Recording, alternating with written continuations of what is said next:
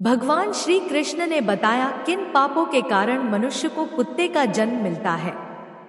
दोस्तों, भगवान श्री कृष्ण ने बताया कि किन पापों के कारण मनुष्य को कुत्ते का जन्म मिलता है। मित्रों, प्रत्येक मनुष्य को उनके कर्मों के अनुसार मृत्यु के बाद सजा भोगनी पड़ती है। जब उनकी सजा पूरी हो जाती है तो उन्हें पुनः पृथ्वी लोक पर दूसरा जन्म प्राप्त होता है। जो जैसा कर्म करता है उसे उसी प्रकार की योनि प्राप्त होती है। परंतु दोस्तों, क्या आप जानते हैं कि किस कारण मनुष्य को कुत्ते का जन्म मिलता है? और वह कौन से कार्य हैं जिन्हें मनुष्य को अपने जीवन में नहीं करना चाहिए, जिससे उसे नरक में जाना पड़े और फिर उसे कुत्ते का जीवन मिले? मित्रों, हिंदू ग्रंथों के अनुसार इस धरती पर रहने वाले सभी मनुष्यों को मृत्यु के बाद उनके कर्मों के अनुसार अलग अलग योनि में जन्म मिलता है।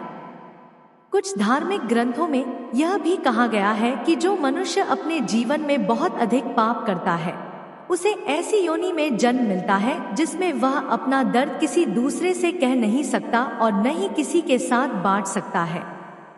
आज मैं आपको बताऊंगा कि वह कौन से कार्य हैं जिन्हें मनुष्य को अपने जीवन में कभी नहीं करना चाहिए, नहीं तो उसे कुत्ते का जीवन मिलना तय है।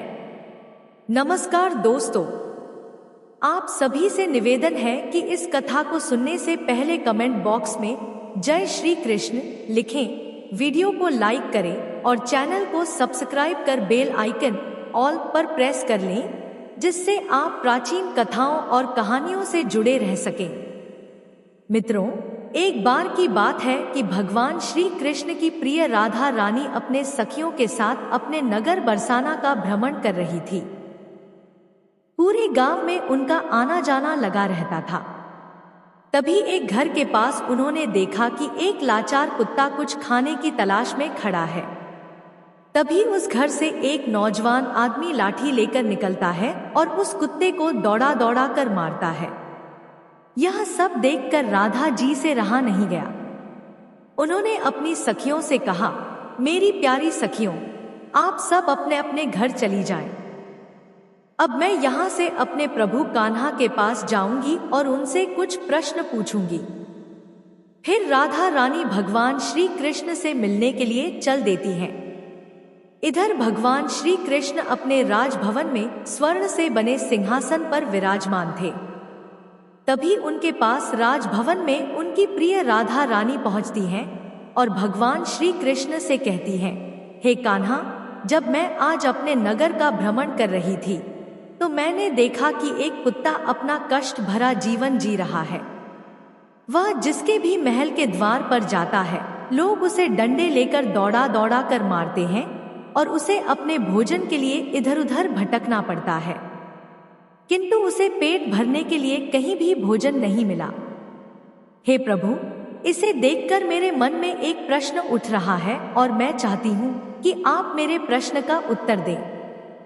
मित्रों, फिर आगे भगवान श्री कृष्ण कहते हैं, हे प्रिय राधा रानी, आपके मन में जो भी प्रश्न है मुझसे निश्चिंत होकर बताओ, मैं तुम्हारे प्रश्न का उत्तर अवश्य दूंगा। राधा रानी कहती हैं, हे प्रभु, मेरा प्रश्न यह है कि किस पाप के कारण मनुष्य को कुत्ते का जन्म मिलता है? मित्रों, फिर भगवान श्री कृष्ण कहते हैं, हे प्रिय राधा रानी, आज मैं आपको एक कथा सुनाता हूँ जिसे सुनकर आपको आपके प्रश्न का उत्तर अवश्य मिल जाएगा। इसीलिए हे प्रिय, इस कथा को पूरे मन से सुनना। राधा रानी कहती हैं, हे प्रभु, आप कथा सुनाइए, मैं पूरे मन से इस कथा को सुनूंगी। मित्रों, तो कथा को सुनाते हुए भगवान श्री कृष्ण कहते हैं, हे प्रिय राधा रानी, एक समय की बात है जब भगवान श्री राम अपनी सभा में बैठे हुए थे। तभी उन्हें एक कुत्ते की रोने की आवाज सुनाई दी। तभी सभा में मौजूद द्वारपाल ने कुत्ते को वहां से भगा दिया। अगले दिन वही कुत्ता फिर से उसी स्थान पर आकर रोने लगा और द्वारपाल ने इस बार भी उस कुत्ते को वहां से मारकर भगा दिया। तीसरे दिन भी वही कुत्ता उसी स्थान पर आकर फिर से रोने लगा। तो भगवान राम के मन में प्रश्न उठा कि आखिर यह कुत्ता रोज रोज मेरे दरबार के बाहर ही क्यों रोता है। भगवान राम ने उस कुत्ते के रोने का कारण जानना चाहा और द्वारपाल से कहा कि उस कुत्ते को यहाँ बुलाकर लाओ। द्वारपाल कुत्ते के पास गए और बोले, प्रभु श्री राम ने आपको अपने दरबार में बुलाया है। कुत्ता बोला, हे मुनिवर, मुझे एक ऐसी योनि में जन्म मिला है जिसका मंदिर, राजभवन, रसोई घर और गौशाला जैसे पवित्र स्थानों पर जाना मना है। तुम जाकर प्रभु श्री राम से कह दो कि वे स्वयं मुझसे मिलने के लिए यहाँ पर आ जाएं। द्वारपाल ने कुत्ते की सारी बातें भगवान श्री राम से जाकर बताई। यह सुनकर भगवान श्री राम स्वयं उस कुत्ते के पास गए और उससे कहा, तुम रोज मेरे दरबार के बाहर आकर क्यों रोते हो? कुत्ते ने भगवान श्री राम से कहा, हे प्रभु, मैंने कोई अपराध नहीं किया है, फिर भी एक सन्यासी ने मुझे पत्थर से मारा जिससे मेरा पैर टूट गया है और अब मुझे बहुत पीड़ा हो रही है। इसी कारण मैं रोज आपके दरबार में आकर रोता हूँ। मित्रों, फिर भगवान श्री कृष्ण कहते हैं, हे प्रिय राधा रानी, उस कुत्ते की पीड़ा को देखकर प्रभु श्री राम को बहुत दुख हुआ। फिर भगवान श्री राम ने अपने दरबारी को बुलाया और कहा, हे दरबारी, जाओ, जाकर वह सन्यासी जहां भी हो उसे ढूंढकर हमारे दरबार में अति शीघ्र लेकर आओ। भगवान श्री राम की आज्ञा पाते ही उनके 2 सैनिक सीधा सन्यासी के घर पहुंचे और उसे पकड़कर भगवान श्री राम के दरबार में ले आए। फिर भगवान श्री राम ने सन्यासी से कहा, क्या यह सत्य है कि तुमने इस कुत्ते को पत्थर मारा है जिससे इसका पैर टूट गया है और यह अब ठीक से चल भी नहीं पा रहा है? इसने क्या अपराध किया था जिसके कारण तुमने इस बेजुबान कुत्ते का पैर तोड़ दिया? तब सन्यासी कहता है, हे प्रभु, मैं भिक्षा के लिए रास्ते से जा रहा था, तभी इस कुत्ते ने मेरी भिक्षा का अन्न छू लिया था। इसी वजह से मुझे क्रोध आ गया और मैंने पत्थर उठाकर इसे जोर से मार दिया जिससे इसका पैर टूट गया। सन्यासी की बात सुनकर श्री राम ने कहा, क्या तुम्हें पता है कि यह एक ज्ञान रहित पशु है? यह अपना पेट भरने के लिए ऐसा करते हैं और इनको इतनी अक्ल नहीं है कि ऐसा नहीं करना चाहिए। यदि इस कुत्ते ने तुम्हारे अन्न को छू लिया था तो इसमें इसका कोई अपराध नहीं है, यह इसकी स्वाभाविक प्रवृत्ति है। इतनी सी बात के लिए तुम इस कुत्ते को इतनी बड़ी सजा नहीं दे सकते। इसने कोई अपराध नहीं किया।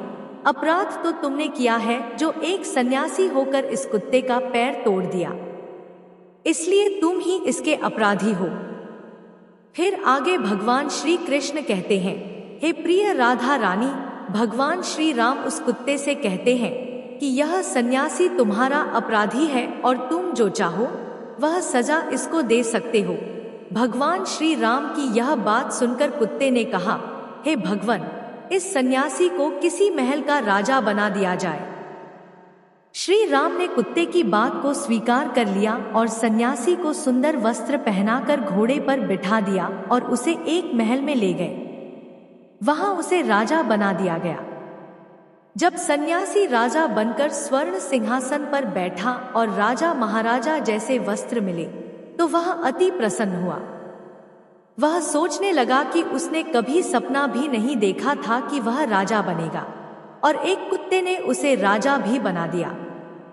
सच में इस कुत्ते में अक्ल नहीं है, क्योंकि मैंने उसकी टांग तोड़ दी, फिर भी उसने मुझे सजा देने के बजाय महल का राजा बना दिया। यह सब देखकर लोग बहुत आश्चर्यचकित हुए और उन्होंने प्रभु श्री राम से पूछा, हे प्रभु, इस कुत्ते ने उस सन्यासी को सजा देने के बजाय महल का राजा क्यों बना दिया, जबकि उस सन्यासी ने तो कुत्ते का पैर तोड़ दिया था। इस सवाल का जवाब सुनकर प्रभु श्री राम ने कहा, इसका उत्तर आपको वही कुत्ता दे सकता है। तब सभी लोग उस कुत्ते के पास गए और उससे पूछा, तुमने उस सन्यासी के साथ ऐसा क्यों किया? उसे दंड देने के बजाय तुमने उसे राज्य का राजा क्यों बना दिया? कुत्ता मुस्कुराते हुए बोला, तुम जानना चाहते हो कि मैंने उस सन्यासी को सजा देने के बजाय राजा क्यों बनाया? मित्रों, आगे भगवान श्री कृष्ण अपनी प्रिय राधा रानी से कहते हैं, हे प्रिय राधा रानी, वह कुत्ता उन सभी से कहता है कि सुनो, जो राजा अन्याय करता है, घर पर आए याचक को भगाता है, दूसरों की संपत्ति हड़पता है और गरीबों पर अत्याचार करता है, वह मरने के बाद कुत्ते के रूप में पुनर्जन्म लेता है। यह एक सत्य है, इसमें कोई संकोच नहीं है। कुत्ता आगे कहता है, मैं भी पिछले जन्म में एक राजा था। मैंने गरीबों को सताया, उनकी संपत्ति हड़पी और उनके साथ अन्याय किया। मैंने बेसहारे लोगों की जमीनें हड़प ली और अपने से छोटे लोगों पर अत्याचार किया। इसी कारण मुझे इस जन्म में कुत्ते का जीवन मिला है और अब मैं अपने पापों का फल भोग रहा हूँ। इसलिए मैंने उस सन्यासी को राजा बनाया ताकि वह भी अगले जन्म में कुत्ते के रूप में जन्म लेकर अपने कर्मों का फल भोगे। तब उसे समझ आएगा कि कुत्ते की जिंदगी कितनी कठिन होती है और पेट पालने के लिए कितने लोगों से मार खानी पड़ती है। भगवान श्री कृष्ण कथा को आगे बढ़ाते हुए कहते हैं, हे प्रिय राधा रानी, ये वही लोग हैं जो अपने पापों को धोने के लिए गंगा जी में स्नान करते हैं, लेकिन वहां से लौटकर फिर से पाप करना शुरू कर देते हैं। राधा रानी पूछती हैं, हे प्रभु, क्या गंगा जी में पाप नहीं धुलते? भगवान श्री कृष्ण मुस्कुराते हुए कहते हैं, हे प्रिय राधा रानी, गंगा जी में केवल वे पाप धुलते हैं जो अनजाने में हो जाते हैं। जानबूझकर किए गए पाप कभी नहीं धुलते। गंगा जी में स्नान करने से वही मनुष्य पवित्र होता है जिसका मन साफ हो, जिसमें कोई छल ना हो और जिसके मन में बुरे विचार ना हो। जो लोग दूसरों की बहन बेटियों पर बुरी नजर रखते हैं और छल करते हैं, उनके पाप गंगा में स्नान से नहीं धुलते। प्रत्येक मनुष्य को अपने कर्मों का फल अवश्य मिलता है। मित्रों, इसलिए आप सभी से हाथ जोड़कर निवेदन है कि यदि हम किसी बेजुबान जानवर को एक समय का खाना नहीं दे सकते तो हमें उन्हें कष्ट भी नहीं पहुंचाना चाहिए। अगर कोई कुत्ता या अन्य बेजुबान जानवर आपके घर पर आता है तो अगर आप उसे रोटी नहीं दे सकते तो उसे मारे भी मत, क्योंकि वह भी एक जीव है, उसे भी दर्द होता है और ईश्वर सबके पापों को देखता है। मित्रों, इस प्रकार भगवान श्री कृष्ण ने अपनी प्रिय राधा रानी को बताया कि किन पापों के कारण मनुष्य को कुत्ते का जन्म मिलता है। दोस्तों, आशा करता हूँ कि आपको हमारी कथा पसंद आई होगी। यदि आपको हमारी कथा पसंद आई हो तो कृपया हमारे चैनल को सब्सक्राइब करें और वीडियो को लाइक करें। धन्यवाद।